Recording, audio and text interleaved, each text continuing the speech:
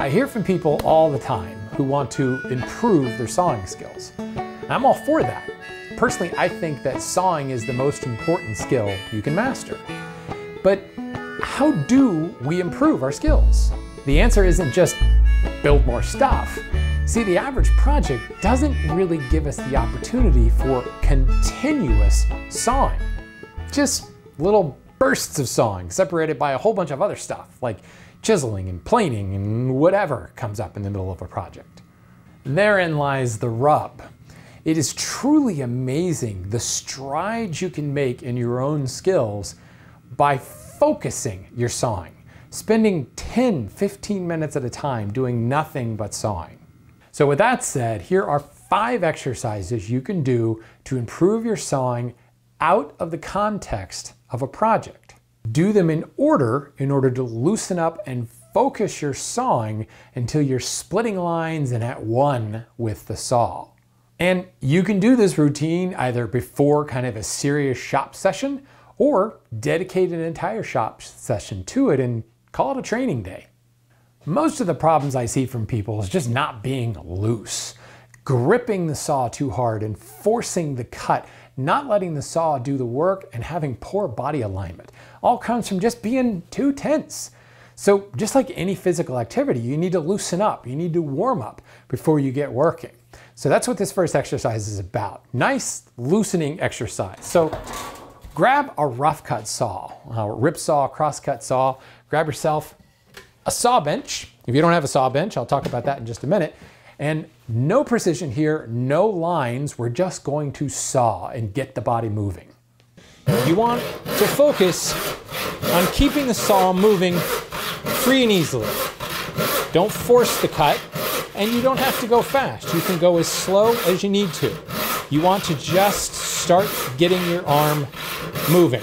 The idea is to just keep sawing for a couple of minutes straight.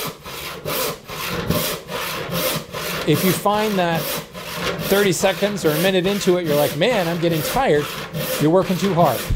Slow down your stroke if necessary. Really focus on keeping this grip loose and just letting your arm roll back and forth. You can also stop and switch to a crosscut. You know, get a little bit of time doing both styles of cutting. Just keep that arm moving.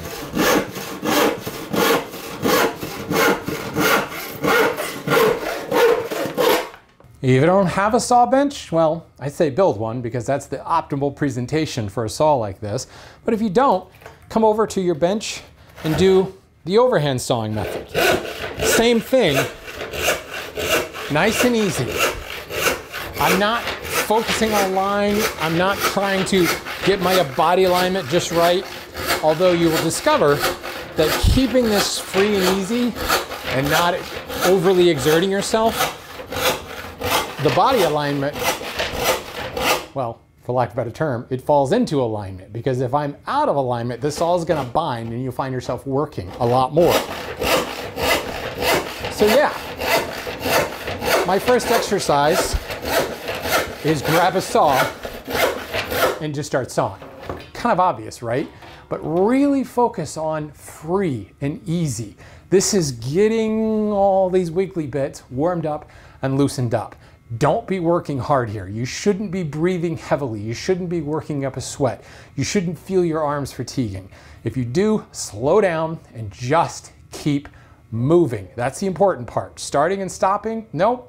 Set a stopwatch if necessary, and for 2 minutes, just saw. Now that you're loosened up, we'll want to keep that nice, relaxed feeling, but add just a smidge of control. Too often I see people trying to saw. They go from nice and relaxed, they pick up a saw and they tense up immediately. Grab your dovetail saw and let's hone that looseness into relaxed control. And this all starts with starting the saw smoothly on the push stroke. If you struggle to start the saw and it stutters into the cut, you're immediately tensing up and you've lost from the get-go. You want to be able to just let the saw glide. Very little effort required to get it started. This keeps that relaxed feeling, but you've got the control over the saw plate to allow it to start smoothly. Now this is extremely important, and as such I've got 2 exercises dedicating to this. Again, no layout lines here. Where you saw is not important yet. So let's first understand the physics and why you're struggling to start the saw.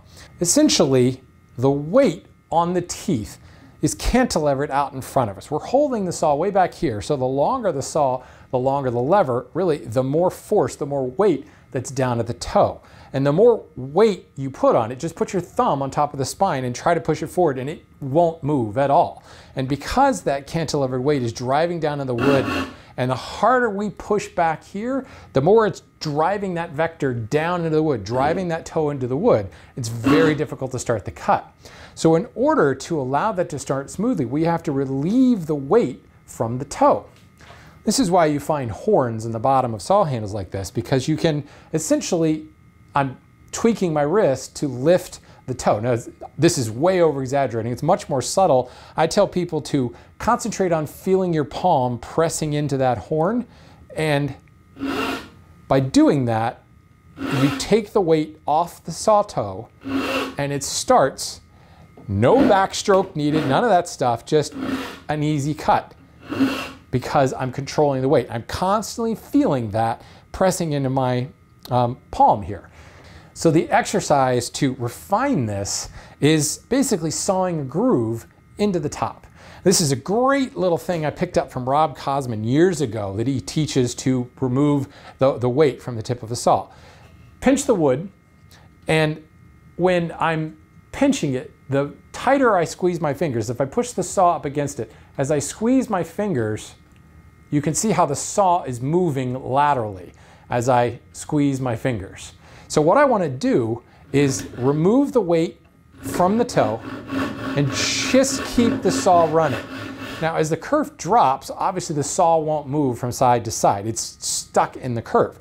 So I want to keep the saw cutting so lightly that it doesn't actually establish a curve, or the curve it does establish is so shallow that the saw can't get stuck in it. And as I bring my finger to bear, I can push that side to side, and as I continue to keep the weight off the saw, I can actually saw with a handsaw like a dado blade. And because the weight is off the toe, I've got no resistance back here. I can saw like this all day long, and I can essentially hollow out a section there. Now it's not really about sawing a groove to a certain depth or anything. It's about just keeping that nice and light. And you can't keep it light if you can't push it from side to side. Spend another minute or 2 just doing this. And if you're having trouble, stop, take a breath, focus on that horn, remove the weight from the toe, and start again. Go to another part of the board. Do it again. Again, continually working on this exercise for a minute or 2. Exercise 3, take that same light feeling at the toe and commit to the cut. I say this all the time, especially when it comes to precision joinery like dovetails. If you spend a bunch of time doing what I just did, taking these short little passes, I like to call this dibbling. You're just dibbling at the work here. Well, you're introducing a heck of a lot of error. Every stroke forward and back is an opportunity to throw your body out of alignment. It's an opportunity to tense up. It's also just a lot more work. But if you actually commit to the cut and saw the full length, the saw wants to cut straight. Assuming this saw plate is straight, and that's one of the first things you should check, make sure you've got a nice straight saw. If the saw is straight, it will saw straight. When it saws crooked, it's because we're getting in the way. And a lot of times that's because we're so precious in starting our cut and really making sure we're on the line. And if you just line up, granted, there's no lines here, but if you just line up, take the weight off the saw and commit to that cut, it's like no look sawing here. But the point is, the saw, if I had a line here and I set it on the line, the slower I push across that, the more opportunity the saw is going to jump around. And also, the slower I push, the tighter my grip becomes, the tenser I become, because we're trying to hold ourselves back. So ultimately, starting the saw should be very quick, should be a full-length pass. And this is exercise 3. Make 10 cuts like this. Actually, I'll take my other hand away, just kind of rest it here on the bench for balance. And you want to start the cut 10 full-length passes. 10 of those, and probably 10 more. In fact, if you can do this exercise for another continuous minute, you're really going to get a feel for taking the weight off the saw, but also committing to that cut. Now, if you find you're getting really good at that and you're starting the saw without a problem, switch to a coarser saw. Grab yourself something like a tenon saw. The coarser the pitch, the more difficult it's going to be to start the saw. But you can do this same exercise taking the toe off, and I now got an 18-inch long, 9 points per inch tenon saw here. Much bigger teeth, a lot harder to cut. Throw that in the context of an actual tenon, where I'm probably going to be sawing right on the corner of the board. Now the saw teeth can the gullets can kind of drop down in the corner, and it can make it even harder to start it. Longer saw, heavier saw right on the corner, you want to still be able to commit to the cut and make that smooth, easy start, continuous length cut. Hell, you ought to be able to grab your 5 points per inch rip saw and do the same thing. Here's a 26-inch long, 5 point per inch saw. And not only does it start on the push stroke, it takes off a lot of wood real fast. It's all the same technique. Heck of a lot easier with a finely pitched dovetail saw, a little bit harder with a 5 points per inch rip saw, but it's all about feeling that horn, taking the weight off the toe, and committing to that cut. Every single saw you use uses the exact same philosophy here, and being able to start that cut on the push stroke smoothly with relaxed control might be the single most important thing you can do to improve your sawing. You're feeling it now, relaxed and control. Pick up your dovetail saw again, and let's apply that relaxed control to an actual line. Draw a line on your board. Now saw to one side of that line. Doesn't matter how far, but close to the line. Start the cut. Now saw on the other side of the line, an equal distance from it. How'd you do?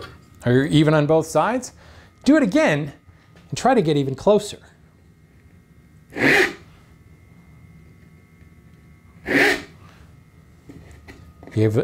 The idea here is to try to leave the line. Let's do this again. Let's just do it in one step.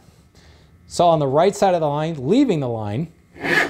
Saw on the left side of the line, leaving the line.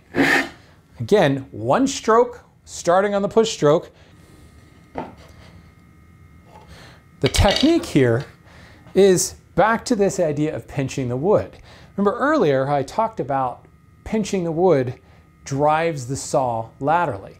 Well, I can pinch the wood to one side of the line, press the saw blade up against it, and then squeeze my fingers so that the saw touches that line, but doesn't remove the line.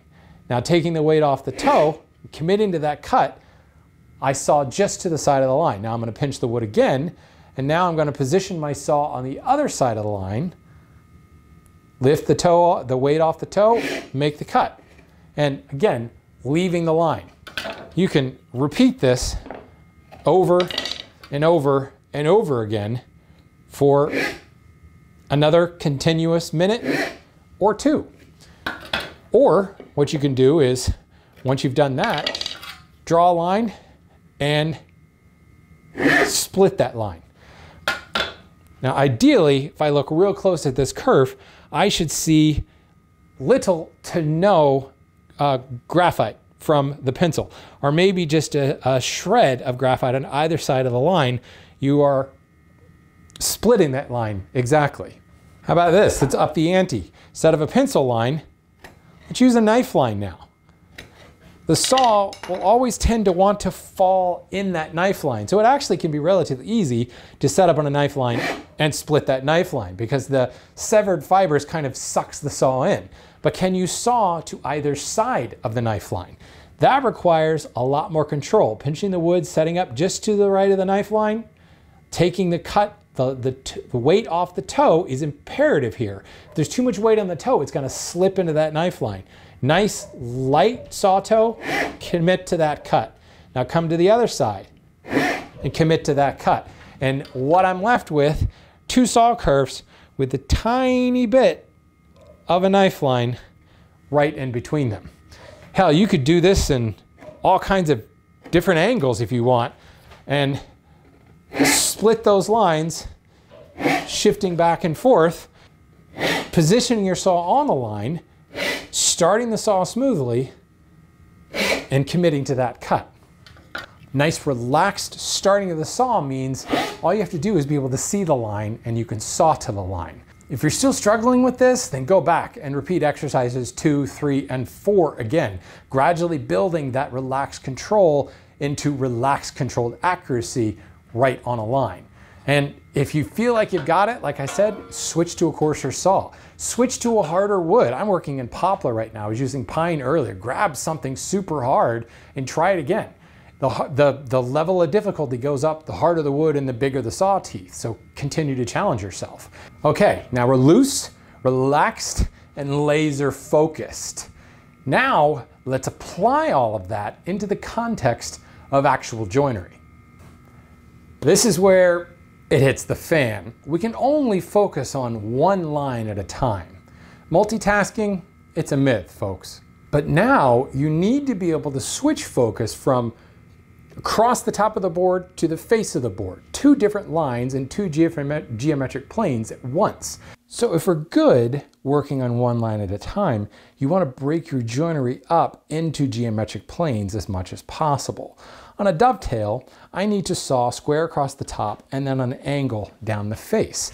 If I'm cutting tails first, frankly, this square line across the top is really the most important. If this is at an angle, you're either going to wedge your pin board apart and split it, or you're going to end up with unsightly gaps. This face angle, well, it's just going to be transferred to the pin board by cutting tails first. So really, this is much less important. So I will start by that committed press or that committed pass across the top to nail that line. And then I'm going to shift my focus on sawing down the face. And I'll saw to my baseline and then raise the handle up and saw back across the top, finishing that cut. At no point am I trying to saw this line and that line at the same time, nor am I trying to shift back and forth a lot. Although you'll find if you do that, you'll still be more successful than trying to angle my saw and saw both lines at the same time. That last cut is certainly possible, but I had to go a little bit slower and I had to pay a lot more attention. It's so much easier to start one line, do the second line, and then connect the dots. Likewise, if I were sawing something like a tenon where the overall cuts are substantially longer than your average dovetail, it's going to be the same thing. I don't want to try to focus on a line across the end grain and a line down the face. I'm going to focus on maybe the line down the face and then tip it up and go across the end grain, and then maybe back down to the face and back up to the end grain to the point where I reach the far side here and my baseline on the other side. Then I flip the tenon around. I've already got my line across the top, so it's easy to just go ahead and focus on hitting my line down the face. I'll stand it upright, and with the kerfs to guide me, I've got a kerf on 3 sides. I now essentially am on autopilot to saw down to my shoulder. At no point am I trying to saw in 2 planes at once. I'm using the same idea of starting that saw smoothly, committing to the cut, staying relaxed in control, but focusing on one line at a time. If that means you shift from the top to the face or the face to the top, it doesn't really matter. It's the same principle working on one line at a time. We can apply the same idea to something like a tenon shoulder, where the cut down the vertical face is incredibly short. There's less than 1/4 of an inch there, but I've got almost 3 inches across here, and this is really very, very important. So what I could do is actually break my single line into multiple passes, where I'm going to start on the near side and slowly lower the toe until the saw makes contact back here on the far side. Or you could start your cut on the far side, focusing just on that line and lowering the handle until it connects. Or frankly, you could do both, like I just did. Start on the near side, work to the halfway, start on the far side, and work back, connecting in the middle. I'm taking a wider line, it's still only one line, but I'm breaking it up into 2 separate parts, giving me less area to focus on, instead of trying to hit the line square all the way across. The other upshot to this is I'm approaching this wider line with the saw at an angle, whether it's toe down or toe up. That's engaging fewer teeth, which means it's a little bit easier to kind of steer and guide the saw across. If I drop the saw parallel to the wood like this and try to just sit in maybe like a knife wall, the saw wants to jump around. It's also harder to start that smoothly and cleanly because I'm engaging so many teeth. Start it on the near side, now I'm engaging 3 or 4 teeth at once. Starting on the far side, it's the same story. I'm engaging just a few teeth at once, and you can actually steer your way across the board. Likewise, I can use my fingers as a guide. I'm gonna switch to a right-handed cut here, which may or may not go well considering I'm left-handed, but I can grab the board and I can use this finger kind of up against the saw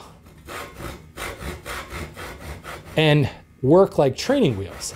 As my toe drops and my cut progresses across the board, my finger is going to go with it, guiding the saw until it makes contact all the way across the board. This is really evident in a wide cut like this 10-inch board. If I wanted to make a cut across here, again, the verticality of the cut, the plumb line of the cut, is so much less important because it's so shallow. If I were making a dado, well here, I've got a dado already set up here. That dado is 1/8 of an inch deep. How hard is it to nail a line 1/8 of an inch deep? Moreover, if I go off square on that 1/8 of an inch, it's gonna be pretty easy to clean that up with, you know, a plane or a chisel or something like that. Start sawing on the near side and continue to move my finger out along the line, lowering the toe, working to about the halfway point.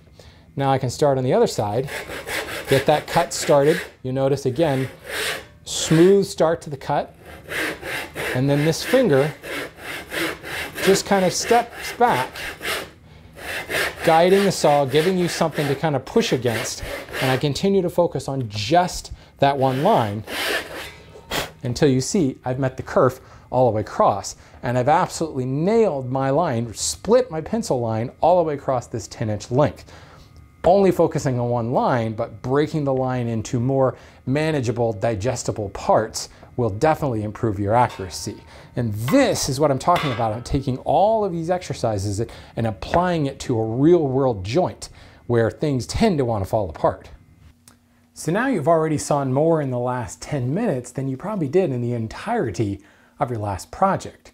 You're relaxed and focused, and you look ready to saw the ears of a gundar. Just remember, it's important to apply precision where necessary when trying to improve your sawing. If I'm working with a rough cut saw and breaking down stock, sure, it's nice to be able to split your line, but is it really necessary?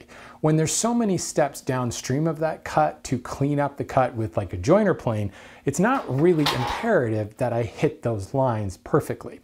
If I did saw them perfectly, yes, I could get away with maybe 2 or 3 passes with a joiner plane instead of 20 passes with a joiner plane.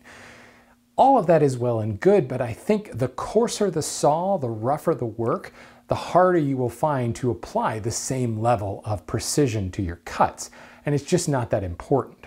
The good news is, however, The more time you spend improving your sawing where precision counts with delicate back saws, the more that's going to help your technique with the rougher cut saws. And the closer to your line, more square, et cetera, you're gonna be with those rougher cut saws, making all the work downstream that much easier.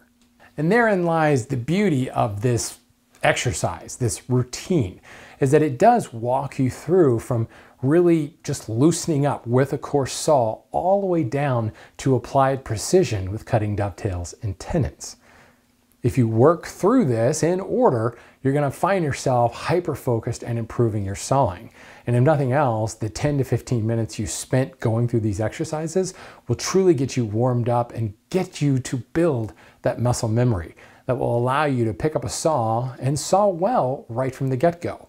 The important thing to remember, however, is, if you don't saw a dovetail for a year, you might take a little warm up to get back into the dovetailing. Same thing goes with any kind of sawing. The average project will pull us away from these sawing activities just by doing other things. So cut yourself some slack and remind yourself that maybe I need to work through this, call it warm-up routine, in order to hone those skills, to focus those skills, so that when it comes time to actually do the sawing for the project, you're ready to go. I'd love to hear if any of you have any kind of warm-up exercises or sawing exercises that you've used to improve your own skills. Always want to hear these things. Let me know in the comments below, and I hope you found this useful and you're going to be sawing better once you've worked through them. Good luck, and definitely let me know how it goes for you.